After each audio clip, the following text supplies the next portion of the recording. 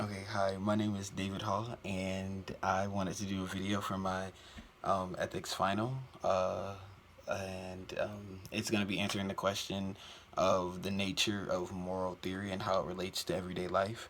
The reason why I wanted to do a video was because I really wanted to show some of my personality, and I really wanted to actually talk about why I chose to take ethics and how I used it this summer.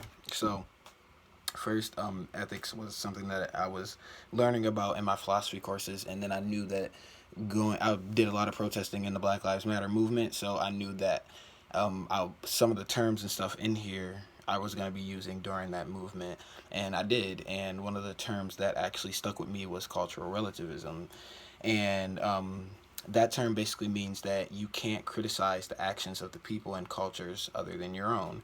And I've seen a lot of that this summer. I've seen a lot of that from people outside the Black Lives Matter movement that hadn't spent a day protesting or hadn't spent a day in a black person's shoes. They were commenting on the looting and the rioting, and that was like the number one prime example of cultural relativism. It was people from other cultures commenting on the strife and the pain that we were going through because they were so high up that they were going to tell us how we were supposed to feel, and that's what they did, and that was a big no-no. Like, that's a big no-no. So and what makes it a big no-no is other philosophers from our past that have commented on this and said that it's something that people shouldn't do. That's something that shouldn't happen. Like, people shouldn't comment on other cultures if they haven't spent a day in their shoes, if they don't know anything about the pain that they're actually going through.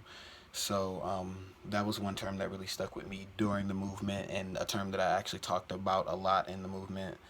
Um, Another term that stuck with me was ethical egoism, and that was sometimes people have to sacrifice ourselves and interest for a bigger moral purpose. So basically, like, if I'm sacrificing myself for a bigger moral purpose, I'm gonna use the example of the old lady crossing the street, and so I'm walking home tired, and I see this old lady crossing the street, and she's getting robbed. Okay, now I'm just like, okay, well, I'm tired. This is none of my business. I want to go home. I don't want to get trapped into any of this. But um, ethical egoism is basically saying self sacrifice that self interest, sacrifice that I don't want to help her for a bigger moral purpose. Saying, let me go help this lady, even though I'm tired, even though I've been working all day and I'm a school teacher and I've been working with 10 crazy kids today. So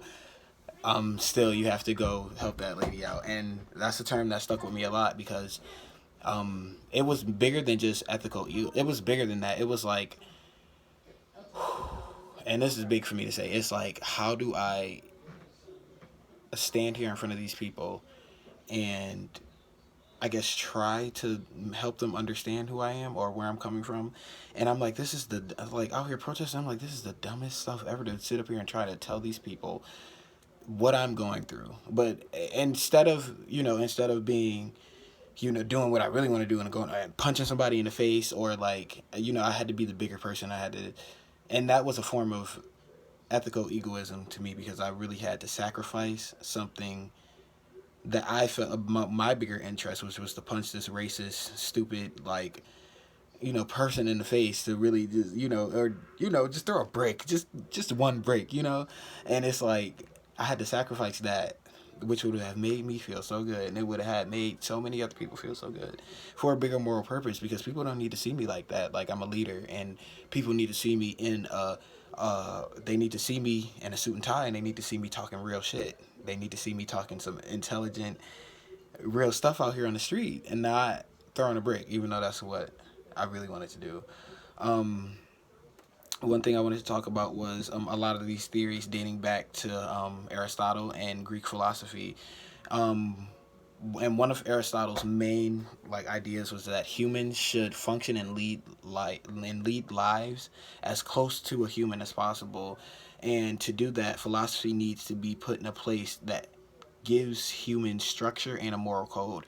And to me, that just made sense. I was just like, okay, well, because we could really all be out here being barbarians. We could be out here with swords and shields and guns and whatever, and scavenging for food and fending for ourselves. But with philosophy and moral code, it makes you question things like that, because if we lived life like that, it would, like, it makes you question serious topics that I'm gonna get to. Actually, wrote it here on my paper. Um, because philosophers like Aristotle, they do still have relevancy. Like what they say has a lot of relevancy in today's world. But what's magical and different about philosophy and studying philosophy and reading philosophy is that philosophy is ever changing, just like humans, just like us. So like we need to change, philosophy needs to change, and we need to change together.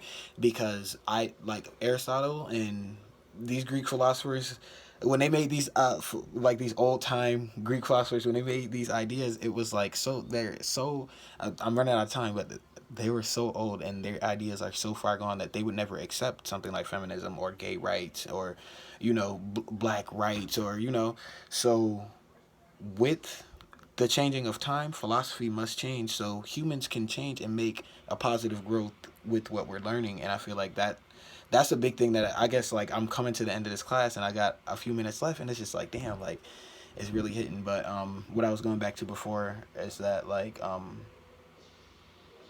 oh, so if we don't have that moral code, and we were running around and being barbarians and stuff like that, the reason why we need that is so we question things, and so we question abortion, and so we question rape-based theories, and is robbery good or bad, because that's a society that we live in. We have to hold things. That's what philosophy makes you question. What makes this good? Who dictates if this is good or if this is bad? And I think I'm gonna end it here because that's nice.